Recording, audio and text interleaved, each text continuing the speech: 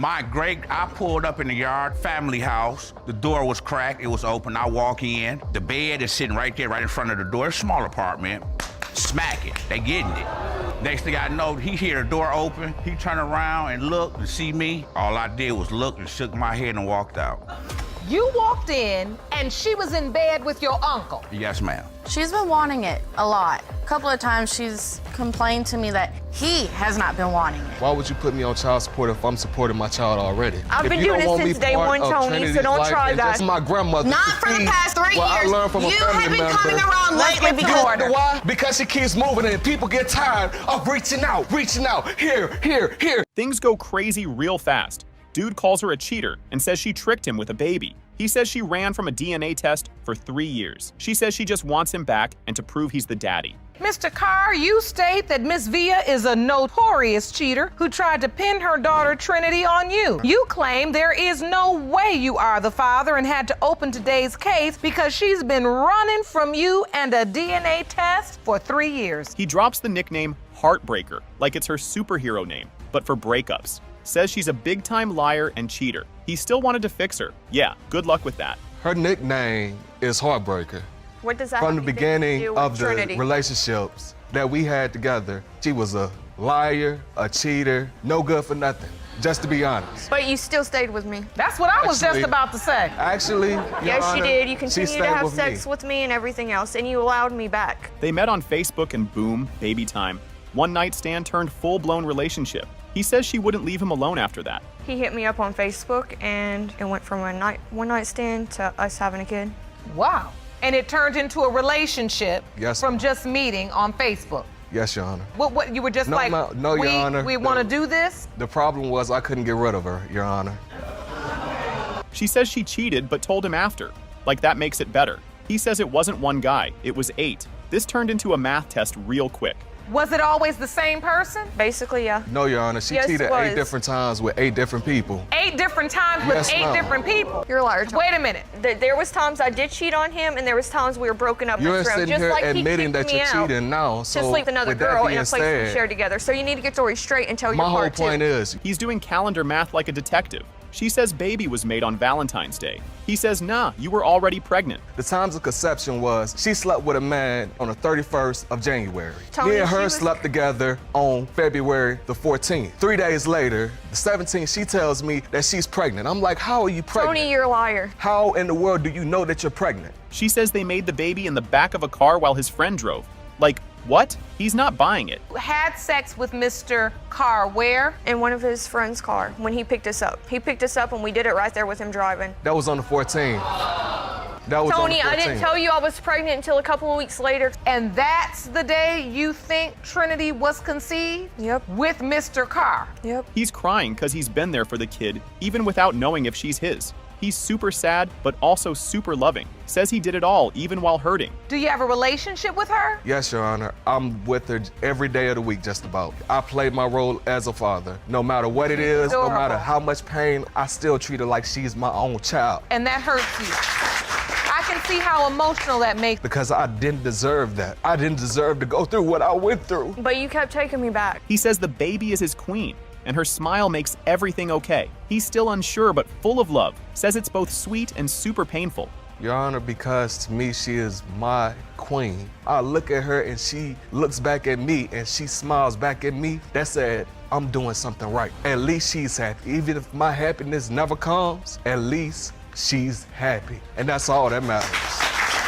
You look at her and you see her smile. If we're being very honest, you also look and say, I wonder if she's mine. He pulls out a map like she's on a road trip from the truth. Lists a whole bunch of cities she moved to.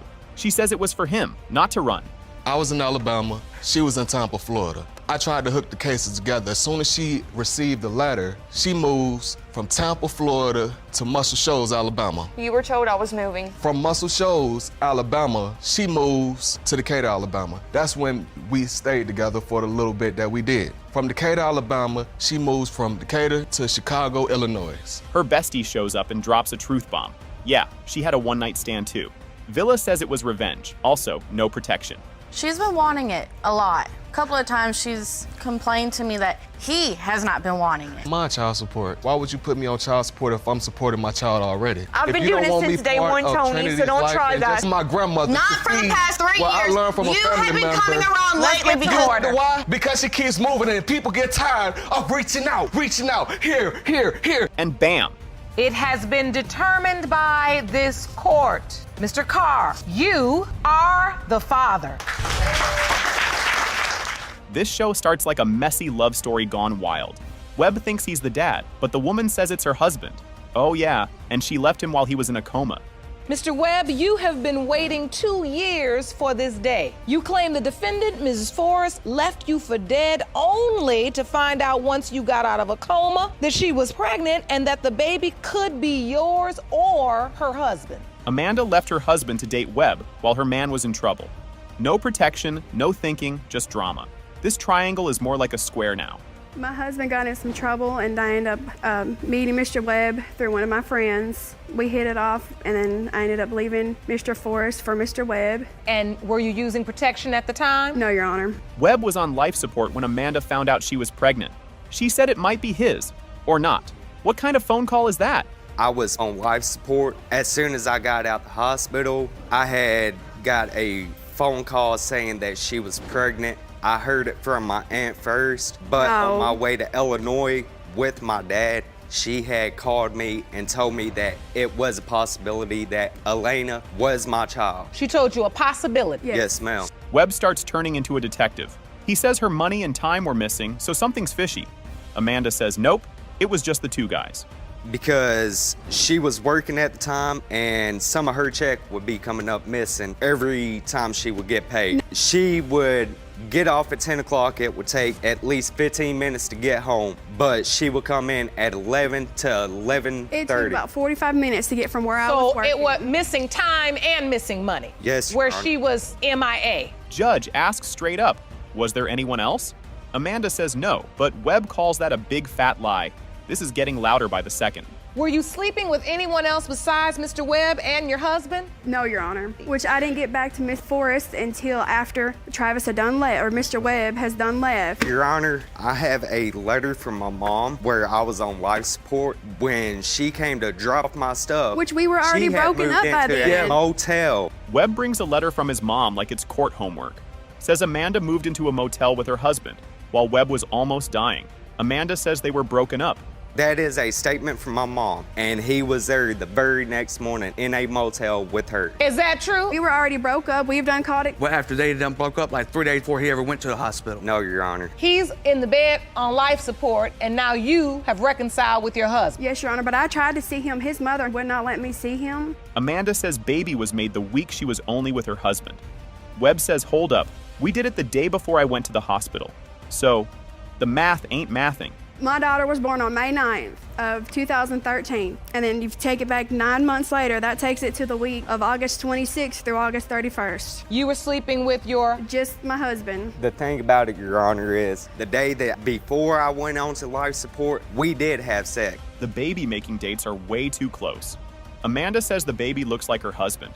Judge Lake is like, girl, looks don't prove nothing. Now you here to tell me you know for sure that your child is fathered by Mr. Forrest and you've got this close proximity? She looks just like my husband. She takes after him. But you do realize this difference in time, this is all a part of the same window of conception. You do understand that, right, Ms. Forrest? Yes, Your Honor. He wasn't there for the birth. Why wasn't he there for her? Webb tried to visit, even spent his last $80 on gas. Amanda ghosted him, changed her number, and vanished. That's a real parent trap. I have not met Elena.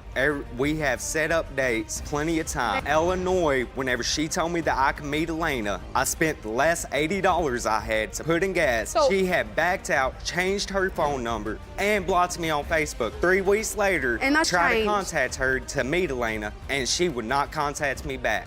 Amanda says she's scared Webb will take the kid. Webb says they could have met in public, but she still said no. Judge is like, what are y'all doing?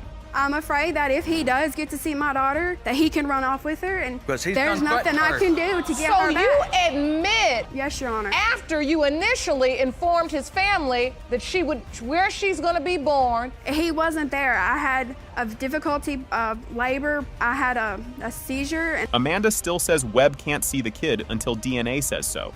Even her husband's like, huh? Judge Lake is ready for the truth. And until the DNA comes back showing that he is the father, he will not see her. I'm sorry, that's just the way I feel. So is this Miss Forrest's idea or yours? This is mine. That's what I thought. So I think it's time we go to the result. Judge reads the results. That her biological father is Mr. Webb. Ms. Hummel shows up saying Mr. Pack is Lola's dad. He says, nope, not me. And boom, we got a love triangle mess. Ms. Hummel, you claim you were caught in a love triangle with the defendant and his current girlfriend, which has left him denying he fathered your 8-month-old daughter, Lola. You have petitioned the court for a DNA test to prove that he is her biological father. Hummel throws shade at Pack's new girl and says her baby might not even be his. Fuentes admits she slept with her ex during a break. The crowd goes wild like it's a game show. If anyone needs a DNA test, he needs to get one for the other child. What other child? My child. She just had a child 2 months ago. She has been known to sleep around while in relationships. Well, Ms. Fuentes, we hate to bring up the past, but since it's on record, Yes. you've appeared in this court. I have. Before. Yep. Judge says we need science, not guesses, and orders more DNA tests. Fuentes thinks looks prove things. Judge is like, nah, girl, bring the facts. This baby looks nothing like them. He looks like him. I know that baby is his, so. I wish we could go on looks, but we I know. can't in this courtroom. And the truth is, regardless of what you think and what you believe, and you can bet your bottom dollar if you want to, it still doesn't mean anything, because the truth is, Mr. Pack just stated in court that he is concerned. Yes, Your Honor. Hummel and Pack were on and off since forever. She kicked him out, and he ran to Fuentes. Turns out he was crying happy tears at the baby test. We started dating in 2015. We've been on and off since then, and we broke up when I was about 12 weeks pregnant because he wouldn't get a job, so I kicked his out. That's a lie. That's a lie. But okay, so you told him get out. Yes, And you broke up with him, which means he went over to Miss Fuentes. yes, 48 hours later. Pack says he saw Hummel with another guy right after they broke up. Fuentes says same, and boom, doubt. Hummel says they're both wrong. When he came to my house when they broke up, and this was, 3 days later? And as we're going down the street to my friend's house, we saw her walking out of a house with another man. So he has reasonable doubt to think that this baby is not his. Your Honor, there is also another 2 guys in the beginning of the relationship before I came that lived in the vicinity where she lived at. Pack pulls out a calendar like it's a science project. Says he wasn't around when the baby was made. Hummel says, dude, you were at my house every night. So, Mr. Pack, you say that during January, February, and March, you were broken up with Miss Hummel. You had no sex with her, Yes, Your Honor. which is smack dab in the middle of the time you say you had no sex with her because you were broken up. Is that Yes, correct? Your Honor. Correct. Hummel says Pack hasn't helped with Lola. Pack and Fuentes say yes, we did. Judge is like, enough talk, let's test. Has Mr. Pack had any involvement with her? Absolutely not. Yes, he has. Yes, I have, Your Has Honor. he seen her? About a handful of times. I can count on one hand how many times that he's seen That's her. a lie. She's asked us to watch the baby a couple times, and we have. He wants to find out if the baby's his. That's fine, but I don't feel like shunning the baby because of his doubts, in my opinion. But I don't think she's his, so. Judge says, It has been determined by this court. Mr. Pack, you are the father. I told you. this thing starts off wild and gets wilder real fast. Mr. Benning just found out his girl cheated, and now he's like, wait, are these kids even mine? Then the judge is like, let's find out. Mr. Benning, you recently appeared in couples court and it was confirmed that the defendant cheated on you. This infidelity has caused questions regarding your 2-year-old daughter, Robin, and 6-month-old son, Jermaine Jr.'s paternity. Although you are hopeful that both are your children, you now have doubt. Benning wanted a daughter so bad because he lost his mom when he was 14. When Robin came, he thought it was a dream come true. But uh-oh, that dream might not be real. Well, first off, Your Honor, my mother passed away when I was 14 years old. She was my best friend. We spent every waking moment together. And after she died, it, left me hurt. I always wanted a daughter, and I promised I was going to take care of her and treat her like my mother took care of me. Oh, that's so wonderful. I've always stuck by with that. So having a daughter has been so important. Right when the baby was being born, some dude texted Benning, "That's my kid." He stayed and signed the birth certificate anyway, but things were already smelling real fishy. It actually happened during labor, Your Honor. I was in the hospital sitting across, and I received a text from a guy telling me to leave the hospital because that's his baby and he needs to be there. What? I am in labor. So you get the text and you know who it's from? Yes. What do? You can't say anything to Miss Bodine while she's in labor, can you? I just kept going and I signed her birth certificate. Bodine says she tested the guy who texted, and he ain't the dad. But Benning's like, "Girl, I know there's more dudes. Yeah, this just got messier." Because, Your Honor, I stood up, did the woman and the mother thing I had to do, and got the other guy tested. Oh. And he wasn't the father. And you submitted those results to the court? Yes, I did. The results read that the probability of paternity between you and this other guy is 0%. Yes. Turns out she tells him he's not the dad every time they argue. That hurts more than stepping on Legos. And now he doesn't trust anything.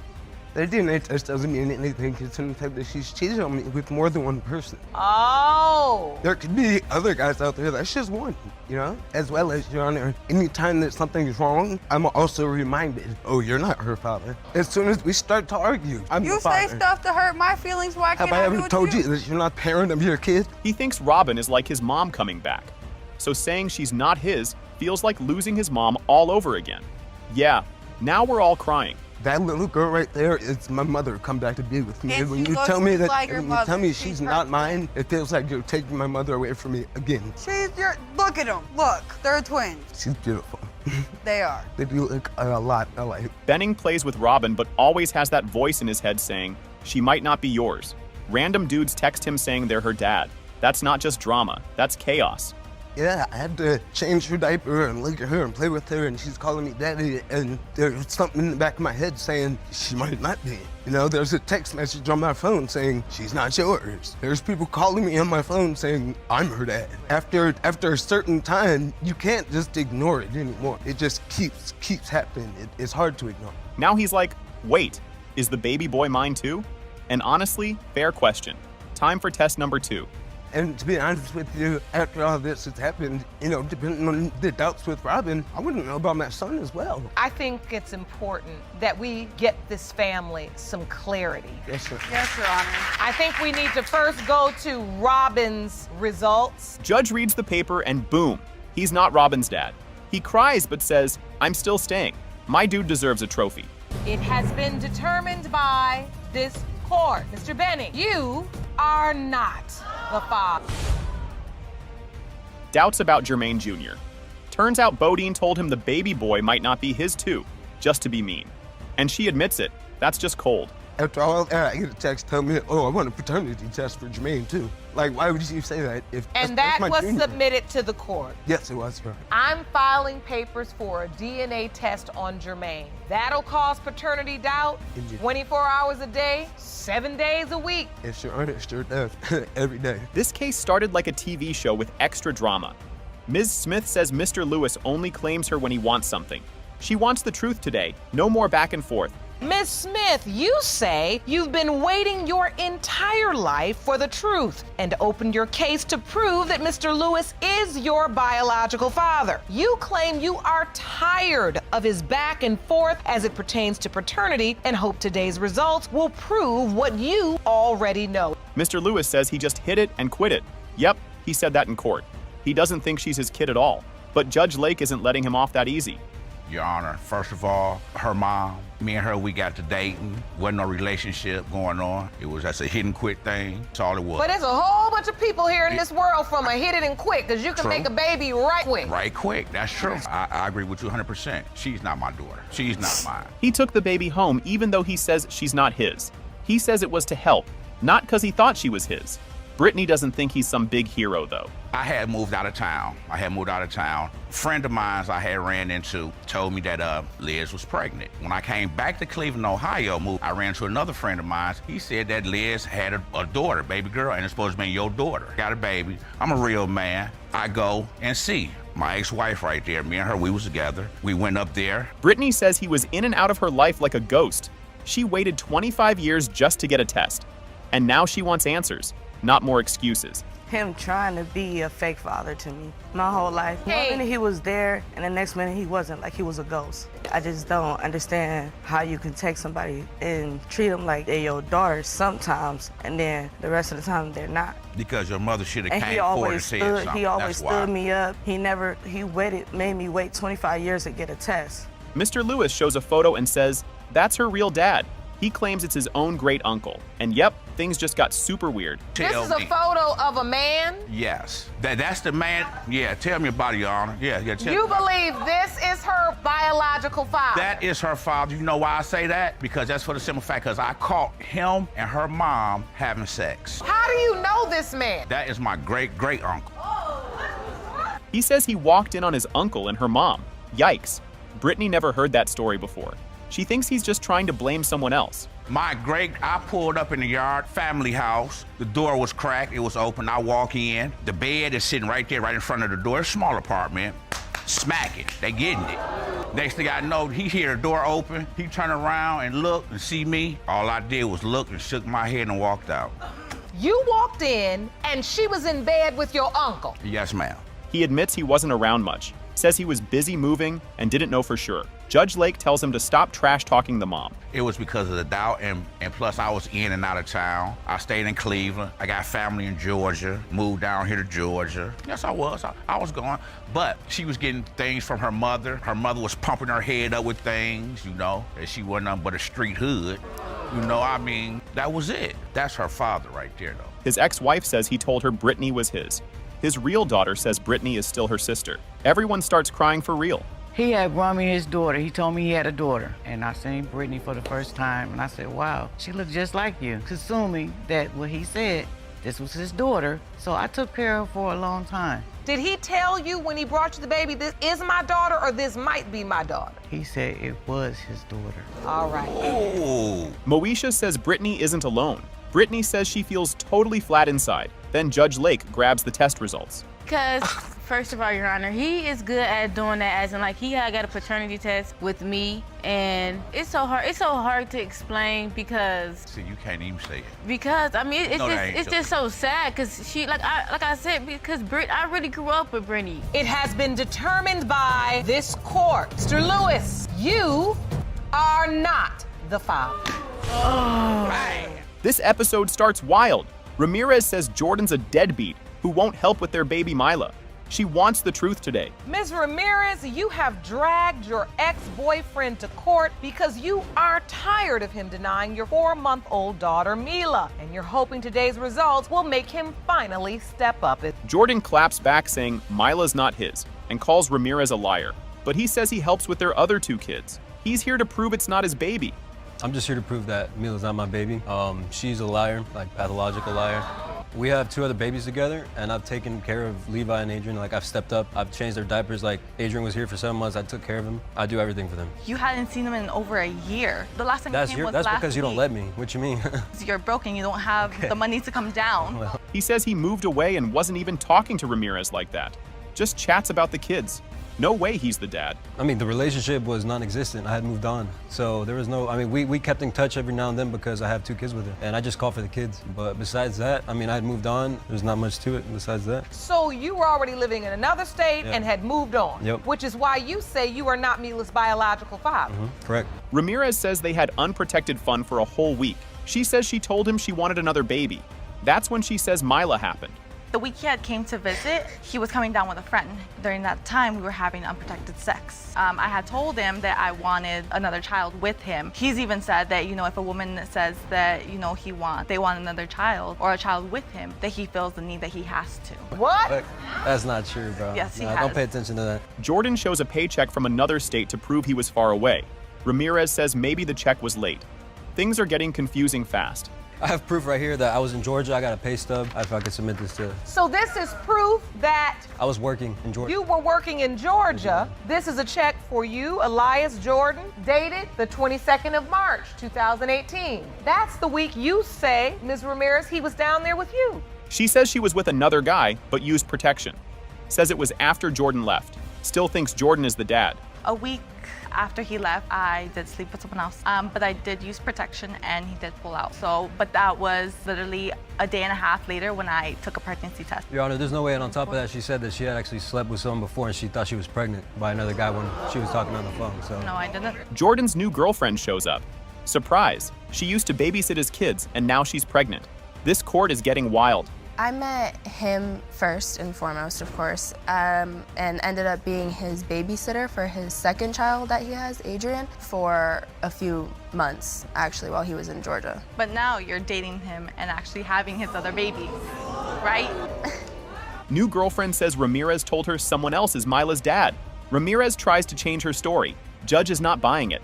I knew more certainly when she herself told me. Asked us to stay with the boys and that she's gonna take Mila to go see her dad. She said, I'm going to take Mila to see her dad. He's gonna give me money for her and that he wants to see Mila. Amari shows a photo of Ramirez, Mila, and another man. It looks like a family picture. Ramirez says he's just a maybe. So this is a picture of Ms. Ramirez, Mila, and then the other guy? I've never posted that. Well, this looks like a family portrait. Does he believe he's Mila's biological father? He knows he's a possibility. That's what I've told him. He's only a possibility. Ramirez says she and Jordan hooked up again 2 weeks ago. Amari says no way. Ramirez swears it happened in a car and hotel. That he slept with me when they came to visit. No. Just recently, 2 weeks ago. Your Honor, when we went to visit, twice, Elias was with me every single day. The day she actually took care of our kids in the car while I went to go pay for a hotel, we had went into the hotel to go check it out. Boom. It has been determined by this court. Mr. Jordan, you are the father. In the house, like one morning, we getting the kids ready for daycare. If Toy wouldn't have walked in the living room, the kids would have seen her full moon. Oh. Having sex? With the children. Having sex? You're right, but in my home, early in the front, on the couch. Grandma, you were not having sex in the front room. But as my mom was pregnant with my sister, my sister is Mr. Chenaud's daughter. How old is your child? He is 3 months. When you find out you're pregnant, whose child do you think it is? At the moment, it could have been 2 guys. This court case is about to be a total mess, and I love it. Ms. Scott McRae is suing her own daughter for $3,900, calling her husband a lazy bum. Her daughter fires back saying her mom is actually jealous and wants her man. Ms. Scott McRae, you claim that you've been supporting your daughter, Ms. Scott, and her 7 children long enough. Yes. You say that your daughter's husband is a deadbeat, and you wish she'd leave this man and get off the system. You are suing your daughter for $3,900 in unpaid loans. Yes. Things go from normal family drama to full-on reality, TV madness. Ms. Scott accuses her mom of wanting her husband, and the audience gasped so hard they almost passed out. Judge Lake tries to keep order, but this train wreck ain't slowing down. You wish you had a man like him, and that's why you claim him to be a deadbeat, because that's what you're used to having, and that's what you want me to have. You're after him. If I have 5 children depending on me, and they need things in the morning to sustain them while they're at daycare, and this man, what's the things they need? I was sleeping in their den. This is where the case turns into a full-blown breakfast debate.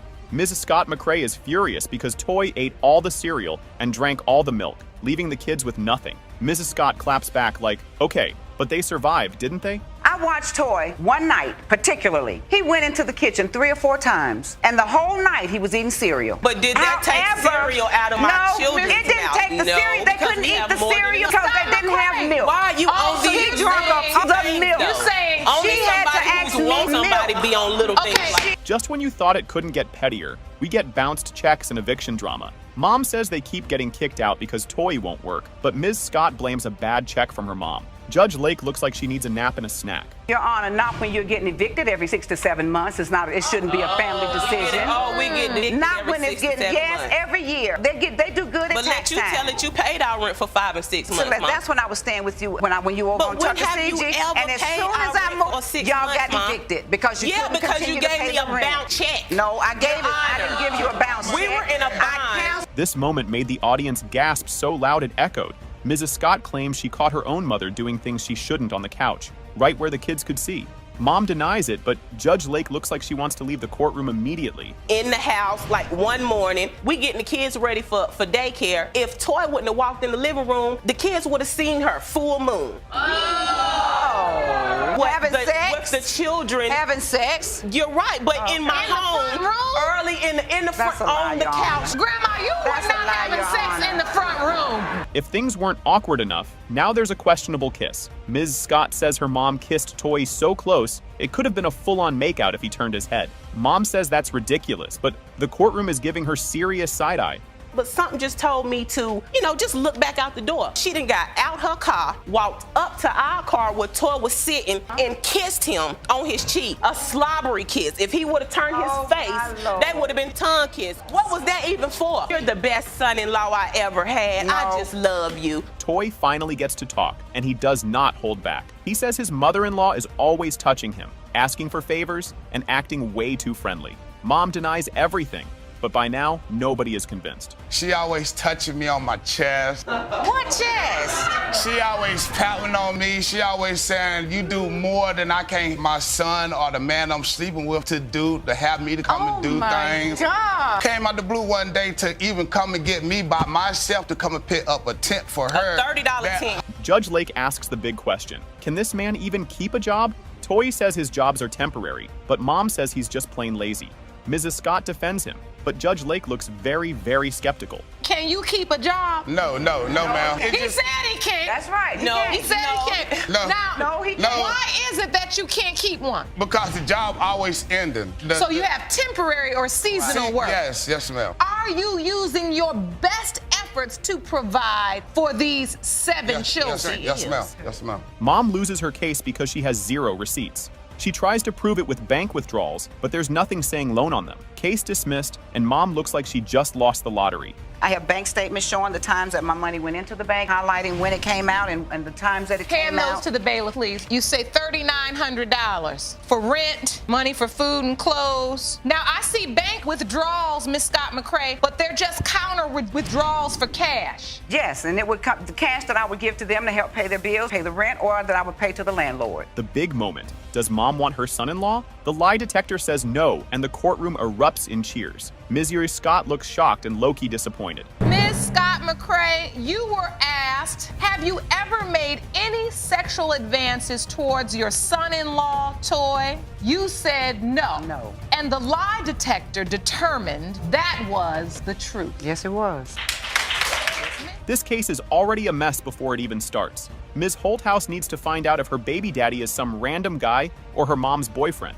Yikes. The audience is already gasping, and it's only the beginning. Ms. Holthouse, you are here to prove paternity of your 3-month-old son, Zayden. Yes, Your Honor. Shockingly, you confess it's either a man you shared a sexual relationship with who wants nothing to do with your child, or the defendant who happens to be your mother's boyfriend.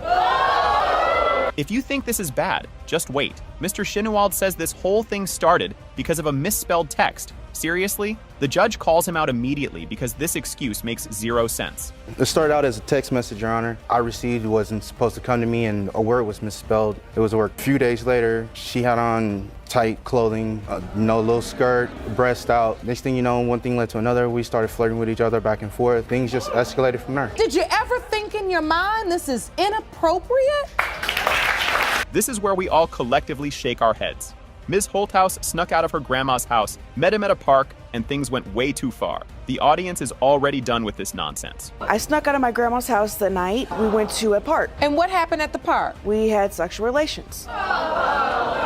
So you got a phone call while you're at your grandmother's house? Yes, Your Honor. What did he say? What did I mean by that text that I sent him? And your response was? I didn't mean anything about it at that moment. 6 months of sneaking around, and guess how the mom found out? In jail. The mom tricked them into confessing, and it worked. The judge looks exhausted, and we're right there with her. So how long did this sexual relationship last? It was about 6 months. She didn't have any idea until Mr. Chenault and her got locked up and he got out while he was in jail. She had kind of manipulated both of us, saying that I told her about what we did and I never said anything, and she said that he told her about what we did and he never said anything. This part is straight up embarrassing. The mom literally caught them, with pants unzipped. It turns into a huge fight, and things somehow get even worse. Did she ever almost catch you? Yes. She caught me standing in front of her, my pants unzipped. She was really furious and upset, and we basically got into huge arguments and fights about things that were going on. And so when you found out you were pregnant, Miss Holthouse, did your mother know anything about this? No, Your Honor. Okay, math time. The mom had a baby with him too. That means the baby and his mom's baby are half siblings. The audience's brains are breaking. But as my mom was pregnant with my sister, my sister is Mr. Chenault's daughter. How old is her daughter? About to turn 11 months. How old is your child? He is 3 months. When you find out you're pregnant, whose child do you think it is? At the moment, it could have been 2 guys. Mom finally walks in, and she knew something was up. She says her daughter was acting weird every time she left the room. The judge is just staring like, are you serious right now? Because my daughter was acting funny. If I was sitting on the couch next to Mr. Chenault and I would get up to go to the bathroom, she would get up out of the chair across the room to sit by him. Oh, no, she didn't. The judge is so over this. She straight up calls them out for lying because their body language says it all. They both look guilty, and she knows it. When was the last time you two were intimate? You're in court, tell the truth. The last time we were intimate, Your Honor, was about September. Yes, Your Honor. Haven't had any more contact? No, Your Honor. You know, I've been a lawyer for a lot of years. You all's body language is off. This is where they prove they're still hiding something. The judge offers them a lie detector test, and both refuse. The audience is groaning because they know what that means. So I want to know if both of you say you're not sleeping together anymore and haven't slept together since September, we have access and we can take a lie detector test. Like you wanted to. Are we willing to consent to the lie detector test on the question of whether or not you all are still sleeping together? And the results are in. It has been determined by this court. You are not. This starts off like a wild soap opera. Mr. Rash says his wife cheated with 5 brothers and has another guy's name tattooed on her. Somehow he still tried to forgive her, but now he needle and admits she cheated a lot. She also casually drops that another guy might be the dad. The courtroom looks like they just watched a plot twist they didn't see. Yes, ma'am. Solely. Yes, ma'am. Right? She admits she cheated with one of the 5 brothers at a family picnic. Mr. Rash looks like his brain is. This case started off wild, like a soap opera mixed with a reality show. Ms. Rainey wants a paternity test and cash from Mr. Matthews, who swears he ain't the dad. The judge barely gets started before the drama explodes. Ms. Rainey, you are here today requesting 2 paternity tests and suing the man you say is the father of your children. You admit that you slept with one other man during the time of conception, but you argue that was only because Mr. Matthews refused to accept his responsibilities. Yes. The petty levels here were off the charts. Ms. Rainey named her kid after another man because Mr. Matthews told her to. Then he got mad about it. Now he's in court looking shocked, like he forgot he played himself. When I found out I was pregnant, I told him and the other person that it was between both of them. Because you weren't sleeping with anybody else during the time of conception. I slept with him and Rondell. It's not possible that it can only be between me and one other person. She is known to have family trees in her. When I say this, I mean it's like... This relationship had more ups and downs than a roller coaster. Ms. Rainey says they were together for 8 years, but Mr. Matthews acts like she was just a random. The judge had to step in because they were both yelling like it was a rap battle. You're saying that you all were together? Of course. Yes, I dealt with him for 8.5 years. Yes, Right. I did. I was in love with this man. Was not going to do what you needed him to do and to step up and do. Oh, it was before you, and it was like before then, and this was still while you was gone, and I was messing with this other person. Yeah, I might have did, but we used the condom and, you know, all type of stuff like. The nerve of this man is unreal. Ms. Rainey says she supported him financially, and he straight up admits he took the money. The judge hits him with the "you can't be broke" and disrespectful speech. Oh, you're criticizing her, and yet you openly admit you were living off of her and letting her take care of you. I don't care if she was at the store handhandling for money all day. If she came back and gave it to me, I'm gonna take it. There's nothing. He's nowhere. Now, I gotta drop a little knowledge on you, Mr. Matthews. If these kids are yours today, you gonna be paying for it. This part was straight up heartbreaking. Ms. Rainey talks about growing up in foster care and how her own dad, who lives around the corner, never checks on her. She says she's done struggling alone, but Mr. Matthews still looks unbothered. I had my rough life, in and out foster care, being homeless, 14 years old on my own. I'm 26 now. I gotta live with my cousin because I don't have no help. And if I need help, $1, I can't even get $2 from him to get on the bus to take his kids to the doctor. Or taking care of these kids on my own. Watching this man dodge responsibility was wild. Ms. Rainey says she loved him, but all she got in return was disrespect. The judge is done with his excuses and is ready to get to the truth. I loved him and never got love back. All I ever got was being mistreated, talked about to his other females, baby mamas, or whatever he want to call them. Mr. Matthews, you are his father. This whole thing is already a train wreck, and it just started. Alicia brings her mom to court to find out if the dad who raised her is actually her dad. Turns out mom was kind of busy back in the day, so nobody knows for sure.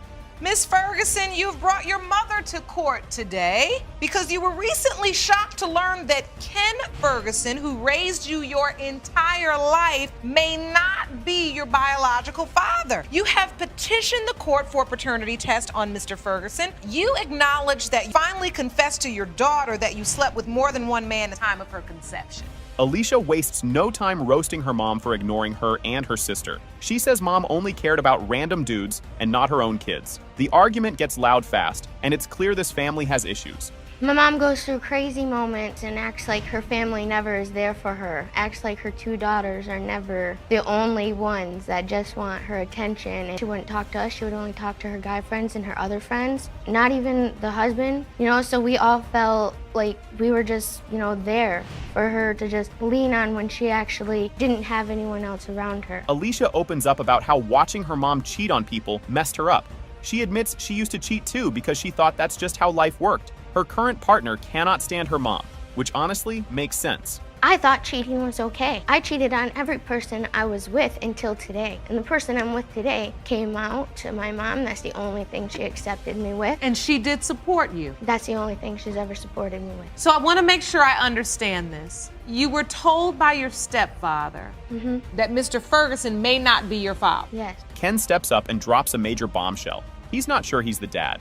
He says when he met Alicia's mom, she had already been with 4 guys in one night. His sister also kept seeing random men at their house, which, yikes. Where's your daughter? Yeah, I believe she was my daughter. When I first met her at a party, I found out after this, because that's when we met. She slept with 4 guys that night. Then we were dating, and moved in with each other. Within like 2 weeks, my sister started calling me saying, hey, there's cars down at the house, like every other day. Alicia is done and just wants the truth. She hopes Ken is her dad and that her mom will finally admit to all the nonsense. But instead, her mom just keeps acting confused, like this isn't even happening. I just really hope he is my dad. I just wish one day she'll just sit down and admit to my face what she did was wrong and I shouldn't have seen it and I shouldn't have this feeling. So are you willing to give your mother a chance to apologize today? It's because she's never admitted. Mom comes back, but her apology is super weak. Alicia isn't buying it, and neither is anyone else. Their relationship is basically on life support at this point. I came here for you to do this. And that's what you're gonna do, is you're gonna drag it all out. When you stood there and you told me all it was to find out about your dad. There's no you always Stop. give up on us. Let me Yes, finish. I'm sorry. I'm not a perfect mom. I never tried to be. I never, I did what I could do. So, but I love you and I never once regretted having you. The results are in. When it comes to Alicia Ferguson, Mr. Ferguson, you are her father. This case starts off crazy, and it's only going to get worse. Ms. Davis says she got back with her ex after 15 years apart. but now he denies being their baby's dad. She's here with a DNA test to prove him wrong. Ms. Davis, you say that after a rocky marriage and nearly 15 years separation, you reconnected with your ex-husband 3 years ago. You say Mr. Simpson is now denying he is your 2-year-old daughter Elizabeth's father, and you intend to prove paternity today. Mr. Simpson claims Ms. Davis cheated on him not once, not twice, but 11 times. He even caught her making out with another guy in their car while he was inside the house. Ms. Davis admits it, but says, "At least I was honest." Your Honor, for a fact, I've known 11 times that she's cheated in her previous relationships. We were married 15 years ago. She tells me after I get off work to stay in the house. She got somebody coming to visit her. I stay in the house. Somebody pulls in my driveway. I walk out and she's in the car making out with these people. Somehow, after all that, Mr. Simpson still took her back because he thought she had changed. But then he started noticing the same old shady behavior. It was like watching someone run back into a burning house and act surprised when they get burned.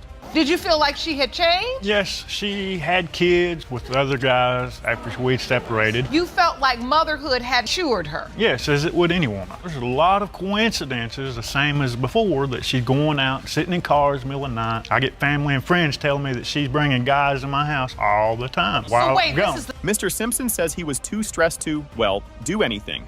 Yet Ms. Davis was taking pregnancy tests every week. She says she didn't take them until after he left. Somebody is lying, and the judge is not amused. I just came out of a relationship. I have my own kids. I've got custody of all my kids. Things just wouldn't rise to the occasion because of all the stress that I was going through. All right, but yeah. Oh, okay. You said that very respectfully. I understand. The first month we're together, she's taking a pregnancy test every week, once, twice a week. Oh! Why was Ms. Davis sneaking out at midnight to sit in some guy's car for hours? She says they were just talking. But why not talk inside? The judge is looking at her like, girl, seriously. In the middle of the night, it's 11 o'clock of the night time. I'm in the bed. She's getting up, walking out the door to go sit in the neighbor's car. She sits out there for 2 to 3 hours before she comes back in. Okay, but nobody told him that he couldn't come out there. The same person that gave me and my daughter a place to stay. So yeah, I was still friends with her. I wasn't doing anything, just talking. Instead of dealing with the drama, Mr. Simpson kicked Ms. Davis out while she was pregnant, through a text. Then he let his ex-wife move in. This guy took messy to a whole new level. You said he let his ex come live in the house with you all? Well, no, he via text kicked me out while I was pregnant to let his ex-wife move back in. And you thought the baby wasn't yours? It wasn't like that. I didn't think she was able to be truthful, faithful. This man really said he doesn't think the baby is his because she has curly hair. He says everyone in his family has straight hair, so something isn't adding up. The judge is basically done with him at this point. She's beautiful. I mean, you see the curly hair and all my family's straight-headed. I've got Cherokee blood, and I don't know anybody in my family that... You don't feel like she bears any resemblance to your family? No. Or the trait? No. You feel like her curly hair is something that... Yes. The whole room goes silent. Then boom. It has been determined by this court. Mr. Simpson, you are the father. I met her walking around my apartment complex. She was with some mutual friends, and I thought she was very attractive, and I talked to her. We exchanged numbers. We had sexual contact later on that night. Same night you saw her walking around the parking lot? Yes, ma'am. So was this sex protected? No, ma'am, it wasn't. He had sex with his cousin, and I felt very vulnerable about it. Yes, I did, but that was before her. She already knew about that. You know, I received the inbox telling me she said that she had sex with my little black car and they had a baby. And I felt very astounded about it. She told you before that when you were sitting in the car with your friend, when y'all left from the Riverwalk. No, that's not true, and you got her pregnant. Yes, it is. It's true, Your Honor. This case was already a disaster before it even started. Jeremy Boston swears he isn't the dad, but Teresa Murphy is tired of his nonsense and wants a DNA test. The judge catches Jeremy in a lie within seconds, and things go downhill fast. Mr. Boston, you have dragged the defendant into court today because you say you have undeniable proof that there is no way possible that you are the biological father of the defendant's 10-month-old son, Tristan. Jeremy tries to convince everyone they were never in a relationship, but Teresa isn't buying it. He claims he slept on the floor while she says he was in her bed every night. The more Jeremy talks, the worse his story gets. So how long were you in this sexual relationship? 4 months. I wasn't even in her house for 4 months. He's lying. Big He's lying. over there every other night. Like, he was at my house Sometimes I can't, every night, spending the night sleeping in the same stay bed. alone, kicking it with them. You know, having beverages. Stayed over time and my mom was asleep, so I couldn't get in her house. So yes, I did spend a night It was over an there. And I everyday slept thing. on her float in her living room. No, lying. You Yes, slept I in my have. bed. Jeremy acts like he found out about the baby from a news report. Teresa says he was happy and rubbing her belly, but Jeremy says he barely knew her name. The judge gives him the side eye of the century when he admits to calling her Bookie the whole time. He started coming over my house, spending the night. We had sexual encounters plenty of times on several occasions in my bedroom. When I first found out I was pregnant, he was happy. He came over to my house. He's like, oh, he rubbed my belly and everything. He was smiling and everything. She was pregnant. That family member came in the house and told me, well, you know somebody named Teresa? At the time, I didn't know her government name. Only thing I knew was He's Proof. lying. Jeremy swears he wasn't around when the baby was conceived. Teresa says that's a lie, and that he even came to visit the baby after birth. Jeremy admits he held the baby, but only to check for clues. After I had the baby, Your Honor, he came to Chicago to see my baby. I moved back to Chicago with my mom. Actually, I have proof. He came to Chicago to see my son. He asked me to take a picture of him and his son and put it on Facebook, and that's what I did. Tristan and Mr. Boston. Mr. Boston and Tristan. Yeah. Just when it couldn't get wilder, another man enters the mix. Turns out Teresa was also with Tyron Gregory, who straight up blocked her on Facebook when she told him she was pregnant. The audience gasps, but let's be real, this is normal for paternity court.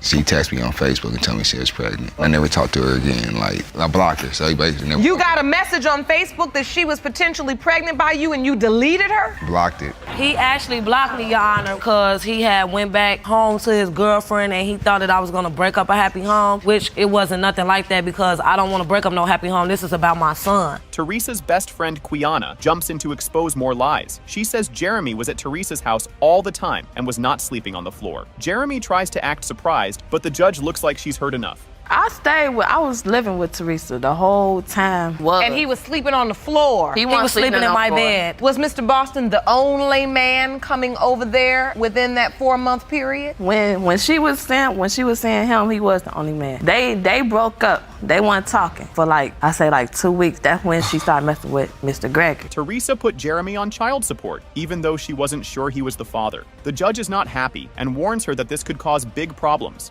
Teresa basically shrugs and admits she did it out of pettiness. I put Mr. Boston on child support. You did what? I ain't getting no letter. Proof. Why would you arbitrarily choose Mr. Boston and put him on child support? At the time when I conceived, I didn't talk to neither one of them, but I had Mr. Boston information as far as his birthday, his social security number and everything. Mr. Boston, you are not the father.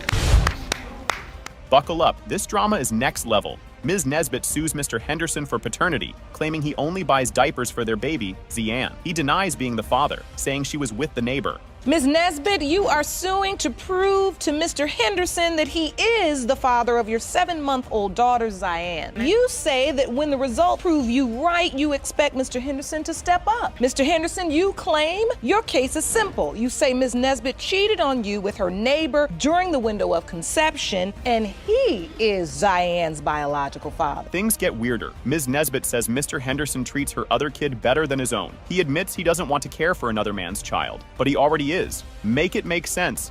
Well, he buy her diapers, that's about it. He doesn't do anything for my child, but buy her diapers. He does more for my 2-year-old son that he knows that's not his, than his own daughter. Because I feel that I shouldn't have to take care of another man's baby. I came into this baby's life and already knew he wasn't mine, but I had a possibility that she'd been mine, but she's not, so I felt kind of hurt. Plot twist. Mr. Henderson secretly signed the birth certificate, then lied about a DNA test. Judge Lake calls him out. But wait, the real cheating scandal is about to drop. So, Mr. Henderson, you did sign the birth certificate? Yes, Your Honor. Ms. Nesbitt that said, don't sign it just yet because it may not be yours? Yes, Your Honor. Your Honor, he even lied to his father and told him that he got a DNA at the hospital when he didn't. Well, honestly, Your Honor, because I didn't want him all in my business. Oh, Your Honor, that's a lie. He signed the birth certificate. He told me that he signed the birth certificate so he can have rights of the baby, so he can get custody of the baby. Ms. Nesbitt admits she told Mr. Henderson the baby might not be his, out of anger. Yeah, that helps nothing. The tension is thick, but it's about to get worse. She kept coming to me like, this not your baby, LaDon. Like one time After Zion was born? Yes, I came in the house one night drunk. I don't know if she was mad at me or not. She probably could have said it out of spite because I came in late. True. She get the argument, oh, she's not yours. That's why she's not your baby. She could be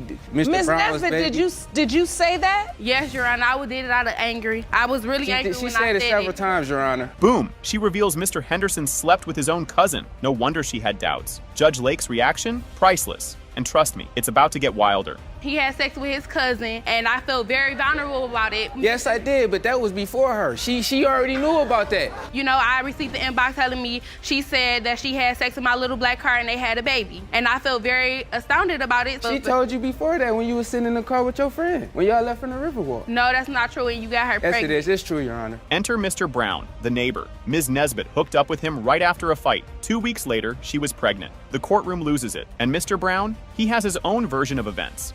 Well, I doubted because we was having unprotected sex for a year straight, and all of a sudden I had sex one time with Mr. Brown, and I ended up getting pregnant 2 weeks later. Mr. Brown is the neighbor. Your neighbor? Yes. Well, me and Mr. Henderson, we got into an argument, and it led in my apartment to him coming in, giving me a massage, and led off to me. Mr. Brown admits he flirted with Ms. Nesbitt, and they hooked up on her birthday. He plays it down, but it's a mess. Then, his story takes a weird turn. I first met her, she had moved to my apartment, been a couple doors down. I used to always flirt with her, to blink an eye at her, you know what I'm saying? Because she was a cute girl, you know? It was just like birthday sex, that was about it. It wasn't more that she used to always hit me up and text me and all that stuff. I used to text her different names, like it was this just Tracy, one time. Nancy. Your Honor, she's telling me that it's been going on longer than that. It was more than one. It was just birthday sex. Mr. Brown shows a picture, claiming the baby looks nothing like him. He even compares features like a detective. But the drama isn't over yet. These men have been beefing on Facebook.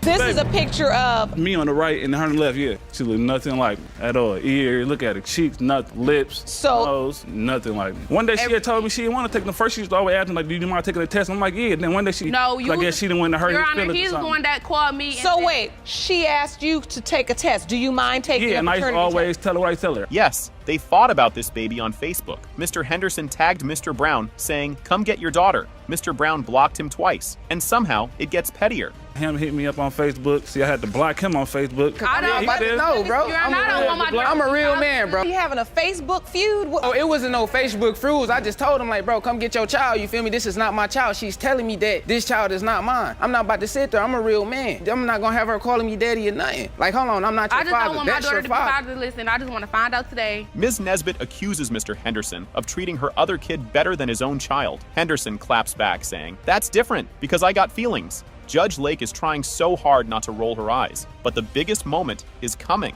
and it's time for the truth to finally come out. She told me several times that it wasn't my baby, He takes Your Honor. care of my baby that he know that's not his, which is my son. He takes care of him. Yes, he bought but you my didn't son cheat 5 on me pairs and of have outfits, him, and though. he only bought his daughter only one. I got so it's not I got a difference. feelings too. What he's saying is there's a level of resentment that he feels as it relates to baby Zion. Am I correct? Yes, Your Honor. And now, the moment of truth. It has been determined by this court. Mr. Brown, you are not her Oh! Okay, sit down, Mr. Brown. Right away, things go from normal to what in the world is happening real fast. Ms. Ferguson brings her mom to court because she just found out the dad who raised her might not be her real dad. And just like that, we're off to the races with secrets, drama, and a whole lot of awkwardness.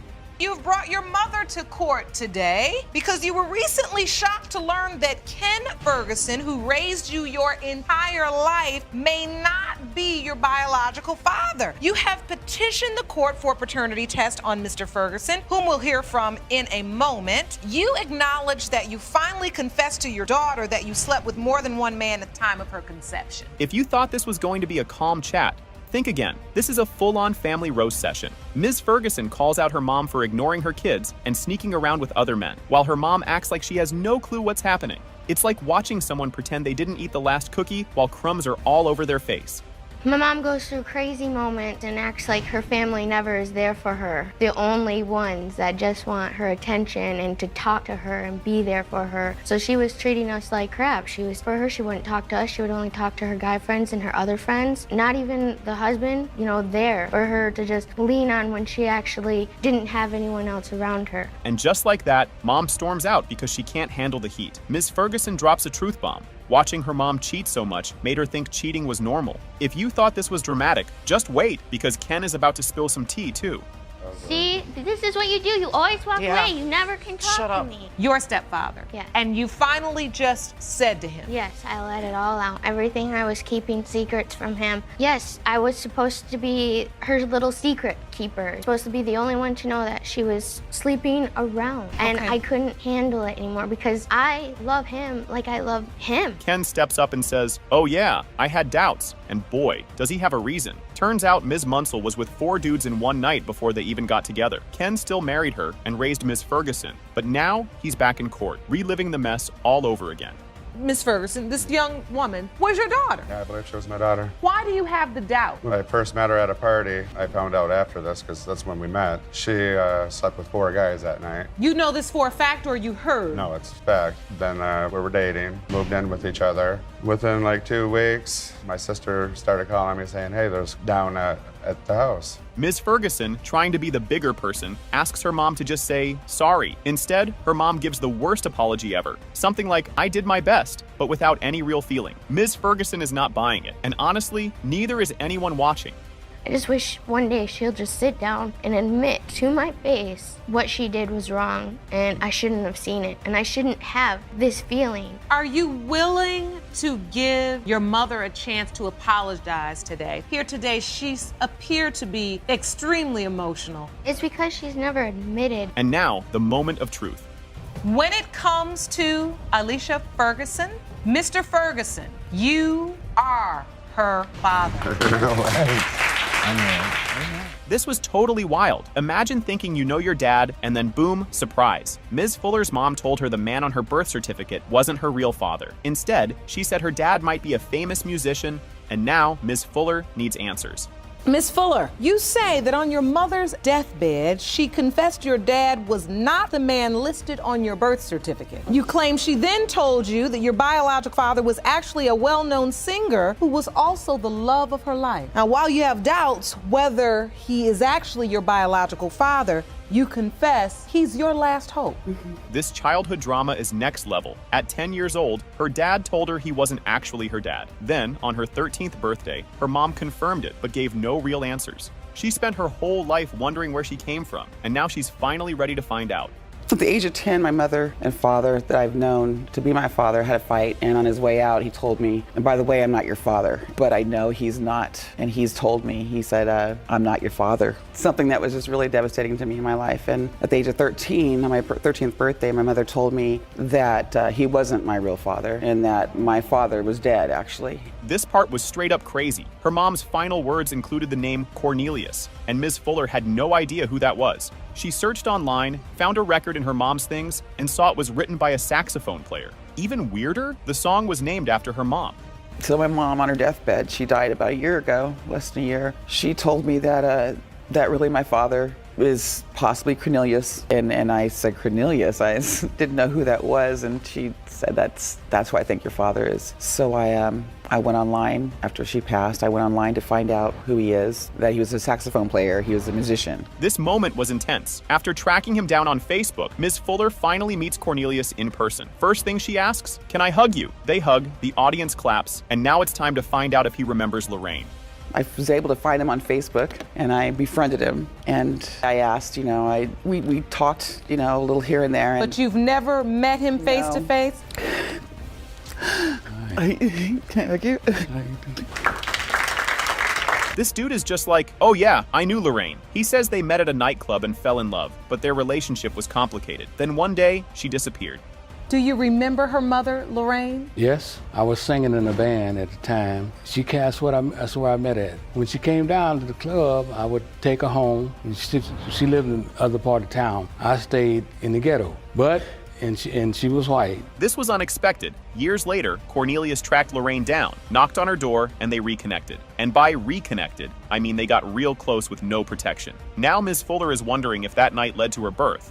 That she was in San Bernardino. So me and my brother to the place I thought she was at, and I knocked on the door, and she came to the door. Was she single or was she married? Well, she was married. Was her husband home? No. So what happened? We just fell in love again.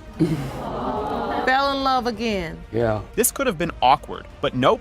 Cornelius's wife Melinda is all in and already considers Ms. Fuller family. She gets emotional and says she loves her no matter what. The DNA results haven't even come in yet, but she's already attached. I already got attached to Miss Fuller already. Yeah. I would like it to turn out for them, father and daughter. Yes. This part was heartbreaking. Ms. Fuller explains how she's always felt lost and unwanted. She never questioned her mom because she just wanted to be a good girl. But now, standing here in court, she realizes just how badly she needs the truth. I didn't know where I fit in. I just knew I was a good girl. I wanted to just please my mom, to please everybody around me. Never questioned anything. I never wanted to be in a place of a lonely state. I feel lonely now. All right, here it is, the moment of truth. Mr. Neal, you are not Miss Fuller's father. Oh. This case is already a mess, and we haven't even started. Judge Lake introduces Sousis versus Payne, where Ms. Sousis says Mr. Payne's mom made him doubt their baby girl. She wants his name on the birth certificate, but he's not signing anything without proof. Ms. Sousis, you have dragged the defendant into court today because you say it's his mother's fault he's denying your 10-month-old daughter, Aleliana. You claim when the DNA results prove he is the father, you want the defendant's name added to her birth certificate. The trust issues here are next level. Mr. Payne says Ms. Sousis is sneaky because she went to the movies with another guy and texted her ex. She fires back, saying he did the same thing. So what's the problem?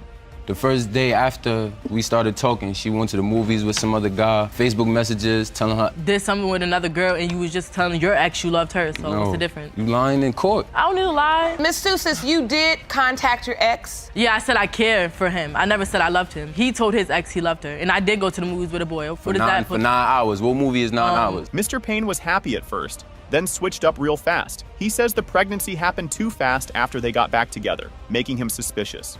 His mom agrees and says, something ain't right here. What happened when you told him you were pregnant? He was happy for a minute. I don't know. I guess there we go with the DNA test stuff, so. I was happy and shocked at the same time because I felt like it happened fast because we had just got back together. So you got back together, 2 weeks. It seemed like right away because the first time she was pregnant twice. The first time she got pregnant, I knew without a doubt it was his because she didn't go anywhere. I couldn't get rid of her. Ms. Sousis is fed up with raising her daughter alone. Mr. Payne claims she chose to do it by herself, but she says he was just never there. The judge can barely get a word in because they won't stop arguing. I've been doing this for so long by myself. It's like, I'm just fed up. She didn't have to be alone. She chose to. Yup, because who was there for me? Because I've been independent for so long, for so many years by myself. I was used to it, so it was like. Did you want him to be there and help you? Yes, I did. I'm confused as to why you didn't allow him to help you. We just argued too much around my daughter, and I don't want that all around her, so. Ms. Sousis says Mr. Payne comes and goes like a lost puppy. He swears he tried to be there, but she made it difficult. Then they start fighting over a stroller color, and the judge looks so done. And so for the past 10 months, you've been raising her on your own? Not on my own. Like, yeah, he comes in and, like I said, he comes in and out. I don't like that. If you're gonna stay out, stay out. If you're gonna come in, come in. Like, if she knows you're dad, stay in. Like, if you need help and you want me to be there and you tell me no, what more can I do? All right, but when I ask you to help, how's it a problem? When you just asked, it's a problem. What did I do? Right? When you just asked, what did I do? The gossip in this case is wild.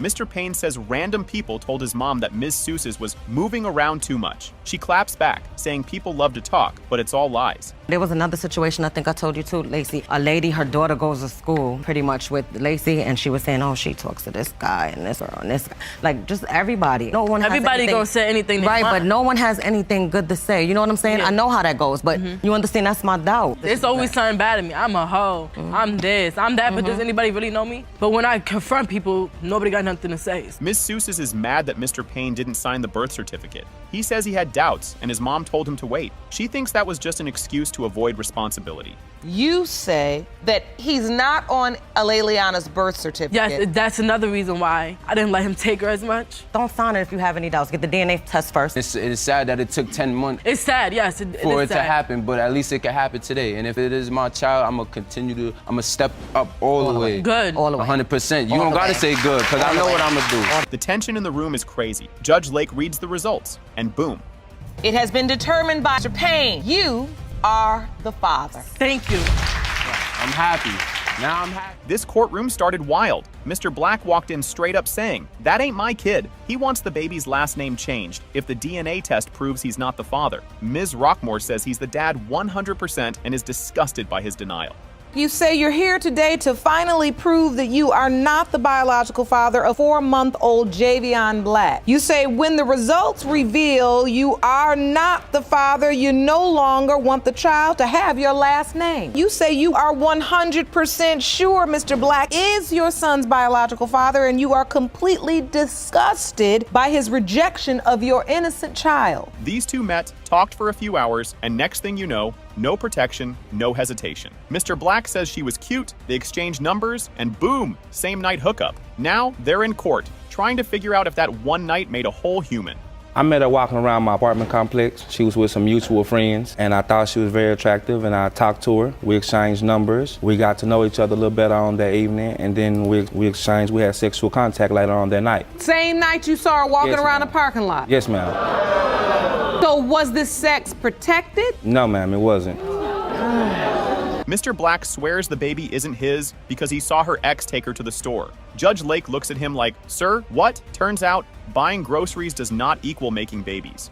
I'm doubtful because at the time I was there and I was talking to her, that period of time, I seen her ex involved with her. You saw her with her ex? Yes, ma'am. He walked past me while I was at her house talking to her, and he went and took her to the store. How'd you know it was her ex? I knew it was her ex because she told me. Ms. Rockmore told him she was pregnant, and his first reaction was, "I don't believe you." She had to send a sonogram just to prove it was real. Instead of stepping up, he pulled out a homemade timeline like he was solving a crime. The first person that I told was my mom, and that's because she went to the doctor with me. As soon as I left the doctor, I called Mr. Black to let him know that I was pregnant. And at the time, he didn't believe me until I showed him a sonogram picture. Then that's when he believed me. I was doubtful. It was a month later. I got a calendar showing the time periods of where we had our intercourse and the time period she showed me she was pregnant. She could have had sex with anybody from August to September. He literally made a calendar to prove he couldn't be the dad. Like, that's how science works. Judge Lake counts the months and says, "Sir, these numbers add up perfectly." The audience loses it when he suggests she had another guy waiting right after him. I'm trying to prove that he is not my child. It helps me in that way of showing you the time frame that we did have sex. She was on her period from the 21st to the 28th, and we had sex on the 30th one time. And she came to me on the 26th saying that she was pregnant. Between July and August and September 26th, she could have had sex with anybody. Claiming that the window of conception would have been between July 30th. Yes, ma'am. And then, plot twist, Mr. Black's own mother switches sides. She stands with Ms. Rockmore and says, "That's my grandson." The audience loves it, and Mr. Black looks like he just got grounded on TV. You're Ms. Black. Yes, ma'am. And you are? I'm his mother. You are Mr. Black, the plaintiff's mother. Yes, ma'am. I'm his mom, and I am very disappointed and I'm outraged that he would go this far to bring this young lady to court to prove that's his son. The moment of truth, Judge Lake opens the envelope. Boom. It has been determined, Mr. Black, you are the father. So me and Dominique became friends. We got close. We was like brother, sister, and we had sex every day, nonstop. You said you all were like brother and sister? We was friends. We was close like brother and sister. We was friends. We was hanging together, Yana. We were only friends. That's a picture at my granny's funeral. And it says, gotta love your siblings, laugh out loud, and I am my sister's keeper. My grandmother made peace with me before she passed away. She told me about the rumors. She told me that she do not like my mother. Not only did my granny say that, That because is I started not to true. get up at funeral and tell them what my granny said, but I said that's not the proper time. This is already a disaster. A pastor might have fathered a child with a woman 28 years younger. To make it wilder, another guy is outside waiting for a surprise no one wants. You're a church pastor and bishop who may have fathered a child with a woman who's 28 years younger than you. So you admit you were involved with 3 different men during the time you conceived your daughter, including Mr. House. Pastor House met Ms. Webster while moving for a church job. Instead of just prayers, he made it clear he had manly needs. He says they bonded over tragedies, but this is all leading to a paternity test. I met her, we began to talk to Mom. I went through tragedy, I lost my child. She's kind of brought a connection. There was a connection, I thought she was hot. And after exchanging numbers, I decided that I wanted to follow up on this. So we set a date for the following week and we went out and, we just had a great time together. Ms. Webster says they met at church. House says it was a fast food joint. Either way, things escalated fast. Then, on national TV, he calls her a hoot hoochie. But instead of that, it was like more, it led on to sexual, unprotected sex. I didn't meet her at a church. I met her at a fast food joint, and we exchanged a number. That's wrong, Yana. We met at church. Looked at each other, and quickly she became a hoochie, and that's what it was all about. Excuse me, Miles Jones arrives, thinking he's confirming fatherhood. Instead, he finds out about House. His face goes from happy to be here to what in the world. So, Ms. Webster, you were in fact sleeping with someone else during that time. Yes, sure. But I wasn't. Who's that person? Mr. Miles Jones. He was a boyfriend. We knew each other for 5 years, but it was an on and off relationship. House claims Webster used him for money, but she says he never gave her a dime. Miles Jones says he was the one buying diapers. Judge Lake roasts House, but first, they need to find the dad. I think she's with me for money. Well, how do you think that when you never even gave me a penny? Because things could be, I did. You know, she'll tell you that her phone was off. Her phone went on, my bankroll was on swollen, and I kept her phone. For baby Amelia, and just in case you end up being the father, we know we won't have any problems getting some child support. Webster says she called House after getting pregnant, but his phone was disconnected. House swears he only found out 30 days ago. He stayed in town, but never heard from her. When I found out I was pregnant, I was trying to contact Mr. House. His phone was disconnected. First, one, I never knew he left town. And then I didn't even get in contact to tell him until after I had my baby. He denied her. He wanted a DNA test. And for his money to be on full when I asked him for diapers and everything, where was they? Miles Jones finds out 5 to 6 months into the pregnancy. He asks if the baby is his, and Webster vaguely says, it's a possibility. Not exactly reassuring. I came over on a regular hookup to go meet up with her. We was gonna go out, do what we normally do. And then she said to me, I'm pregnant. I said, really? I said, how long? She was like, I'm about 5 to 6 months. I'm pregnant. Did you then tell him, and you're the father? No, I told him it's a possibility that he can be my baby's father. The birth certificate has no father's name, but the baby has Miles Jones's last name. Everyone is confused. He insists he was there all along, but now it's time for a twist. Let me look at this birth certificate.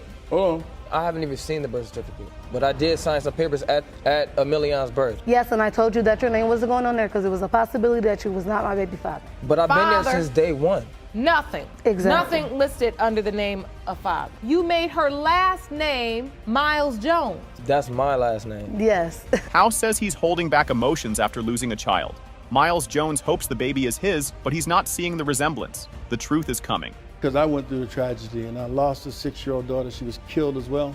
I just keep that barrier there. I feel like it's safe for me. Yeah, when I was younger, I was hoping to have a child. I didn't have one. So when you get to this stage, I just want to guard my emotions, especially after hearing what I heard today. Mr. Miles Jones, you are not her father. This kicked off like a soap opera with no breaks. Ms. Robinson is furious. Her so-called friend, Ms. Jackson, slept with her son. Now Jackson claims he's the father, despite having a whole lineup of men. The courtroom turns into a reality show instantly. You've opened this case for your son because you're furious with your former friend, the defendant, and is now claiming he fathered her child, even though you know she was sleeping with many more men. Jackson doesn't hesitate. She admits it. No guilt, no shame. But she flips the script, saying Chaplin refuses to step up. Chaplin, looking like he got hit by a bus, denies being the father. The audience gasps, and we're just getting started. Ms. Jackson, you admit you slept with your friend's son without her knowledge, but claim the one thing you know is the plaintiff is a deadbeat who has done nothing for your 3-month-old daughter, Milani, and that needs to change today. Chaplin is way too confident for a guy on a paternity test show. He insists they were just friends, but also says Jackson had plenty of other options. Judge Lake gives him a look like, boy, do you hear yourself? And then chaos erupts. I'm absolutely sure I'm not the father, 100% positive, because during the time that I knew her, we never was in a relationship. We was only friends throughout the entire time. I've known her to talk to several other men. Just talking? You gotta do more than talking to make a baby. Oh yeah, well, whenever we used to hang out or whatever, she had multiple people coming around. A guy was spending a lot of time. Jackson isn't holding back. She claims they weren't just friends. They were very friendly, all day, every day. Then she calls his mom, cousin It, and his sister Shrek. The audience loses it. Reality TV gold. Me and Dominique was having sex numerous of times every day. Okay, so therefore, for him to say that I was sleeping with somebody else, he's lying. The only one who got him thinking that is cousin It over there, which is his mother. It. And dang on It. Throughout the whole time I talked to this young lady, she had more than one cell phone. Hold on, let's get some order. Let's get some order. Robinson goes full mom mode. She took Jackson in, helped her, fed her, and Jackson repaid her by sleeping with her son. Robinson is personally offended and makes sure Jackson knows it, and somehow it's about to get even worse. Me and her son I'm was from the old friends. school. I'm 48 years Girl, old. and you where dang I 13 come years from, older than any me, other honey. woman my age, You're 3 I years don't older care than if me, he's a honey. fit or not. It You doesn't do not matter. sleep He's with grown. somebody He's who grown. Your kids, He's you grown. don't sleep with my son when he had Girl. already had something going on. I don't give a dang if he is of age. I took the child in, and she I don't sat need with you my to say son that that hurt. mama. This is a life lesson in betrayal. Robinson took Jackson under her wing, never imagining she'd mess with her son. Just when it seems like it can't get worse, another bombshell drops. She was a young girl out here that needed some help with 5 kids, ma'am. And I done been through what she been through. So my payment back was to sleep with my son. You befriend her once you met her. Yes. And you all started what? You Going to the school dances. I got pictures of that. They need to put it up there. I fed them. I put them in my house. All them pictures that you see, that we was to the school children's dance, Valentine dance. Jackson attempts to justify it by saying she and Chaplin were like brother and sister. Judge Lake is baffled because that's not how siblings work. Jackson doubles down. The audience groans. Chaplin face palms. Even the courtroom walls are tired. So me and Dominique became friends. We got close. We was like brother, sister, and we had sex every day, non-stop. Miss Jackson, that sounds nasty. Now, you said you all were like brother and sister. We was friends. We was close like brother and sister. We was friends. Every time you see him, me and him hanging out together. We was hanging together, Your Honor. We were only friends. Having sex while we was friends. You know what I'm saying? So after every night. Chaplin enters let me tell y'all something mode. He reveals a random guy once stopped his car just to demand why Jackson wasn't answering his calls. And Jackson introduced Chaplin as her brother. He is speechless. Not only that, one day we were walking down the street. A couple of guys were honking the horn, you know, trying to get her attention, but these are people that she knew, not just people who just thought she. And one guy stopped, he rode by and spoke, came back by and had to stop the car to speak to her. He was like, you know, why haven't you been answering my phone calls, or why haven't I been able to catch up with you? He ended up giving both of us a ride. She gets in the front seat with him, I get in the back seat. She's telling this man that I'm her brother. Robinson is livid. Jackson admits to sleeping with one other guy, but insists Chaplin is the father. Robinson yells that if the test proves it, Chaplin is stepping up. The courtroom is chaos. It was 2 married men she hit to me, but people that know me know I don't fool with married men, Girl, and I don't stop flow with lying. that, and you can't Married talk to man, me liar. about that. So she never told me the names, but she hinted it. It was only one other man, but at the end of the day, me and Dominique was having sex every day. Shut up, mind your Miss business. I Jackson. hope while you up there riding him out, you can take care of this dang on child support when this DNA test come back. Ooh. Today. Text messages reveal Chaplin was excited when the baby was born. Texting OMG, she's so beautiful. The audience gasps. Robinson, however, is still ready to fight. So, Mr. Chaplin, oh my God, where's she at? I guess that's where. Yes. What you doing? Where is my daughter? Pound 7 ounce, 18 and a half inches, born at 5:39 a.m. Mr. Chaplin, you right. Oh my God, yes, yes, yes. Hey, I want to see her. Why you ain't game? Robinson delivers the line of the century. She told Chaplin to wait for Dana. Who's Dana? Oh, just her hilarious way of saying DNA. The courtroom cracks up, but the big moment is here. They came and gave me a pregnancy test. I said, where you got it from? He said, her. I said, take her back to the clinic yourself. Wait, and then bring me that test back. He took her to the clinic. She took the test. Okay, we know she's pregnant. I said, now come back, talk to me when you got Dana. I said, let's go see her. Who's Dana? Dana is DNA. Oh, And that's what we here for today, to see Dana, honey. Dana comes, or when you go see Dana, that's the DNA? That's right. Right before the results, Robinson drops another bomb. Jackson was also with a married man. Jackson loses it, calling her a liar. But now it's time for Dana to speak. She wasn't just sleeping with him. When the married man came to talk to my son, it was me, my son, and the dude. And I bet you this ain't gonna come back Dominique Chapman, baby. I bet you this gonna come back somebody else, baby. You are saying you believe that there is a married man somewhere in this Yes. picture who could Oh, my potentially God. be the father Yes. of Milani. Yes. And the results say, It has been determined by this court. Mr. Chaplin, you are the father. Oh, thank you. Thank you. this whole thing kicks off like a TV show gone wild. Mr. Butterfield says he might be the dad, but thinks Ms. Bracknell just wants to stay with her new guy, Mr. Dallas. Get ready, because this love mess is just warming up. You've summoned your ex-girlfriend, Ms. Bracknell, to paternity court to prove that you are the father of her 2-month-old daughter, Cara. You say she's denying you are Cara's dad because she's worried her family will be torn apart when the results prove you are the father. Things get weird fast. Ms. Bracknell called the baby a gift, and Mr. Butterfield took it way serious. He starts thinking maybe he's the daddy after all. But oh boy, it gets even messier from here.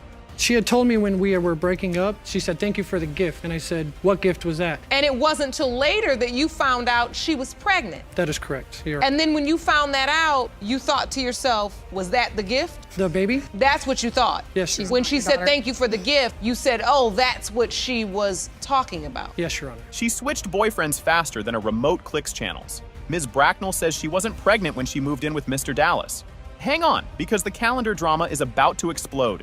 When did you find out you were pregnant? Honestly, I didn't find out until 3 months after I did move out of his house because I was having irregular periods, so I just let it go for a minute. I'm not really a doctor person. So you didn't go to the doctors for how long? Mr. Dallas pulls out a calendar like it's a magic map.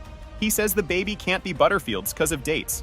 But wait, Butterfield's got receipts too? August, her and Jesse split up. September, we was together. Moved in. We were. So this calendar, August, the dates, Mr. Butterfield split up. when the relationship with Mr. Butterfield and Ms. Bracknell ended and when she came back to you. Yeah. Cara was conceived in mid-September and she was born in June. Yes, ma'am. Butterfield says they were still, hanging out after she left. He even offers to take a lie detector test, like he's in a spy movie. Next up, yelling and pointing fingers. Because honestly, we were sleeping together after that, all the way up until October 8th, the last time we had sex. Because I remember, I can take a lie detector test if you want to prove it. Asking me for money for gas so you can go see him. Yeah, I asked you for money, huh? Yeah. So, Mr. Butterfield, you're saying that you were still having sex with Ms. Bracknell till October. So although these dates may be true, they are missing. Yeah. Mr. Dallas says he named the baby and cut the cord. Butterfield says he found out about the baby on Facebook. Ouch. Time for the past to jump back in. So, Mr. Dallas, you named Cara. Yes, Your Honor, I cut the umbilical cord. Yeah, you could cut the umbilical cord because I wasn't there. She hid it from me for how long? You were there. You were stalking 8 months us out stalking you. in the parking lot. Yeah, the only don't time that even. I actually Don't even. ever found out that you guys were even pregnant, it's a Facebook post that they posted on that the baby was even. That's before I even knew. It And then- says- Yep, that little girl's ready right there. Butterfield says Bracknell hides pregnancies like squirrels hide snacks. He even says she cheated on his birthday. Double ouch. Things are heating up faster than pizza rolls in a microwave. She hid all of her pregnancies. She even hid the one from her no, I youngest son, didn't. Carson. She hid from him. No, I he wasn't even at. I didn't know when she went into the hospital, yeah, but you know what? We're over it. Isn't that hiding it from you? We're done and over with.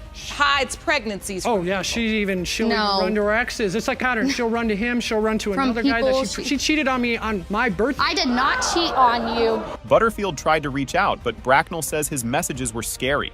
Judge Lake tries to cool everyone down. Just wait, she's got more to say. When I found out about it, I messaged her mom, let him know I was coming. I blocked, obviously, on their That you were Facebook. coming.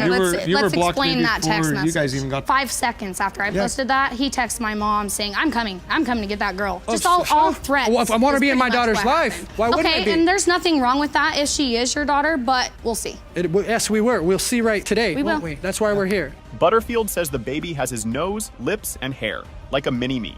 Bracknell says, nah, all her kids had light hair that changed later. Only one way to settle this, DNA time. She looks more like me. Her own family even tells They me. ain't family. They look like me. She's got my nose, she's got my lips, We'll see. she's got my brown hair. We'll see. All her boys are blonde. Yep, and they've gone brown the older they get. Exactly. So you are convinced, Mr. Butterfield, this is your daughter? Oh, I'm 100% convinced. Cara's biological father is Mr. Butterfield. This whole thing was a roller coaster from the start. Miss Tucker comes in claiming her late son is Keundra's dad, while also asking for $3,800 in benefits. Meanwhile, Miss Mosley isn't buying it because this isn't the first time someone tried this on her son. Miss Tucker, you're here today for your son, 1-year-old Keandre Tucker. Now, you say you're unsure whether a man you've been in a sexual relationship with or the defendant's deceased son is his biological father. You're also suing Ms. Mosley for $3,800 in Social Security benefits. Yes, Your Honor. This love triangle was messier than spilled spaghetti. Miss Tucker says she was with both guys, but spent more time with Mr. Andrews, even bringing a calendar to prove it. She found out she was pregnant on March the 16th and did some quick math. But let's be real, Math in these situations is never 100% accurate. When I met him, I did have a boyfriend, so, you know what I'm saying, I was sleeping with two people at the same time, but it was more frequent with Mr. Andrews. And when I met him, I remember the exact date as if it was yesterday. I met him February the 6th. It was on my best friend's birthday. I actually have a calendar that I can actually show you too as well. From February 6th all the way from the 14th through the whole month, I was having sex with Mr. Andrews more frequent. And here comes another twist. Miss Tucker says Mr. Andrews guessed she was pregnant before she even knew, while Miss Mosley says she only found out through a friend. When she asked her son, he flat out denied it, making things even messier. Well, when I first found out, I was like, okay, I'm just gonna be upfront with both of them. I went to Mr. Andrews first. I told him first, like, hey, look, I'm pregnant. Actually, before I even went and took the pregnancy test, he was the one that made me go take it, because before he said, hey, you're pregnant. I'm looking like, really? Like, I felt like I was being trapped, because he told me I was pregnant before I even went and took a pregnancy. This went from drama to full-on chaos. Miss Mosley says her son called Miss Tucker wild and mentioned she was a stripper. But Judge Lake isn't here for that nonsense. She reminds everyone that whether or not she danced, the real question is if Mr. Andrews is the father. First of all, he was incarcerated at the time. We spoke every day. On this particular day that I found out, when he called, I got on him. I was like, Eric, what's going on? Are you about to have another child? And he said, Mom, she is wild. She's a stripper. She performs private parties. Nobody in this situation actually knew what was going on. Miss Mosley is confused because her son told her about all his kids, except this one, while Miss Tucker says he wasn't honest about how many kids he had. Turns out, she didn't even know about his other kids until his funeral. Yikes. Let me tell you, his first child, he was so excited. He came home, he said, Mom, I'm about to have my first child. He was at the hospital, then the second child came. He talked about the baby, took pictures, the third child, the first girl. Things just kept getting worse.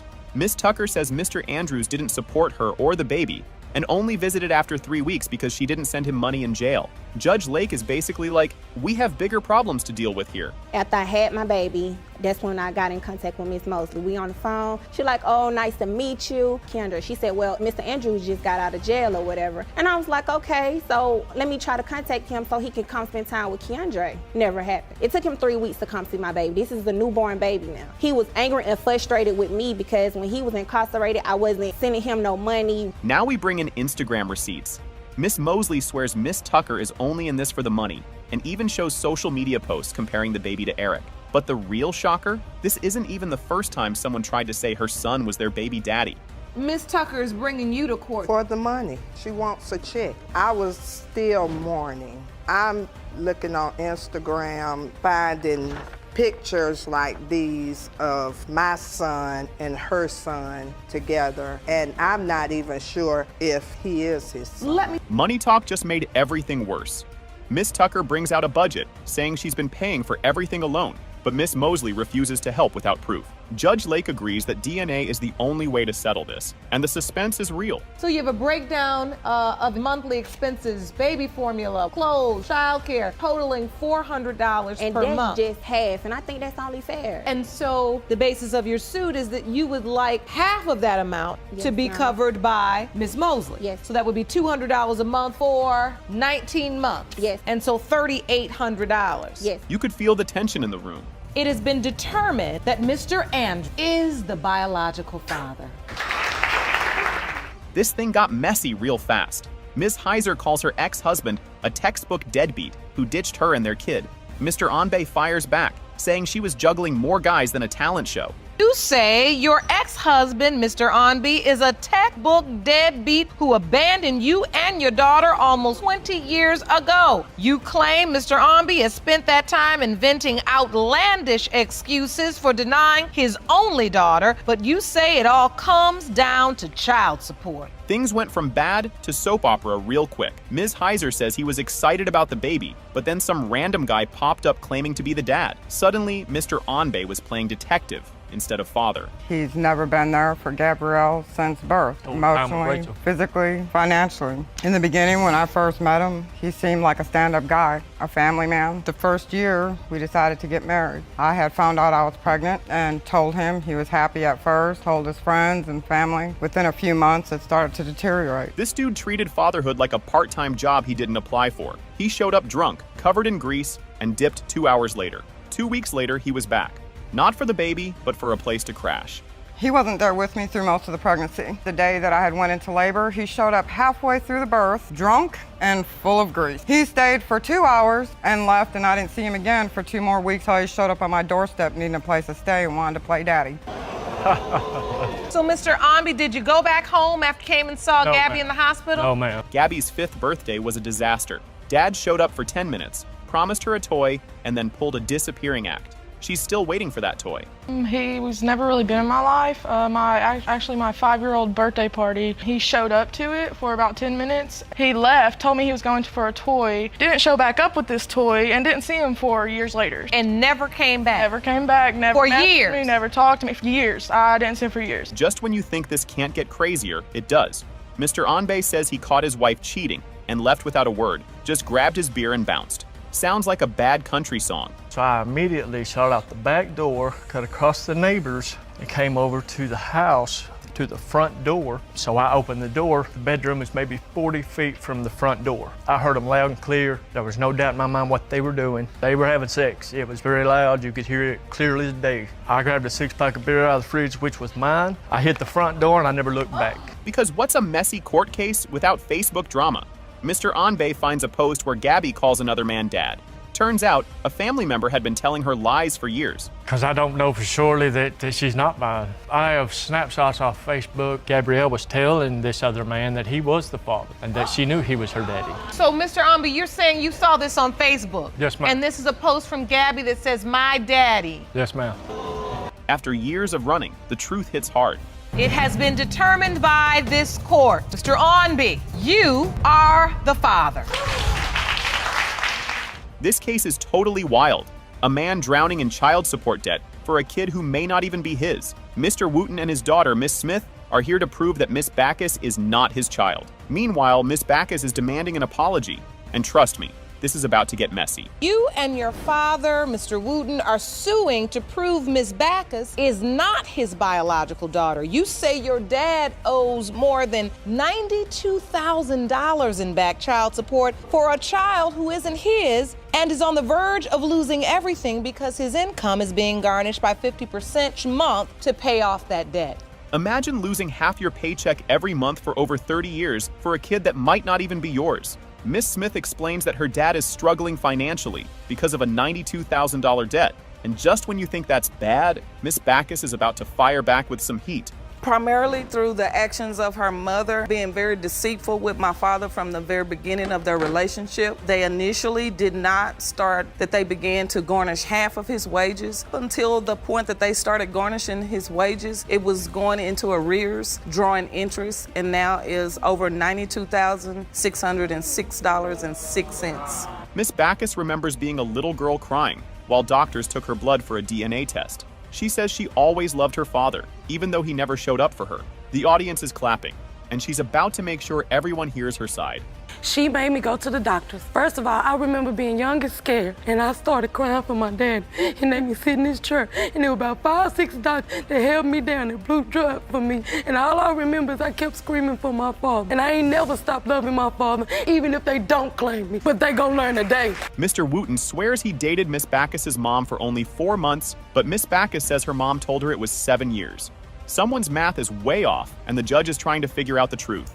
Spoiler, it's just going to get more confusing. I met her mother, I think about 2 months after we been together. She said she was pregnant. 4 months after we was together, we broke up. Well, Daddy, you and Mama got 2 different stories, and I'm coming to find out the truth. So, Mr. Wooten, you're saying the relationship was 4 months long? Once she was 4 months pregnant with her, we broke up. I realized that most of the things that she was only interested in was me helping her financially. Miss Backus has photos proving she was once part of the Wooten family. Miss Smith admits she knew about her, but was never sure if she was really her sister. Now, the argument is turning into a full-on courtroom roast. Yes. That's a picture at my granny's funeral. And it says, gotta love your siblings, laugh out loud, and I am my sister's keeper. My grandmother made peace with me before she passed away. She told me about the rumors. She told me that she do not like my mother. Not only did my granny say that, because I started to get up at funeral and tell them what my granny said, but I said that's not the proper time. Mr. Wooten says his own mom never believed Miss Backus was his kid.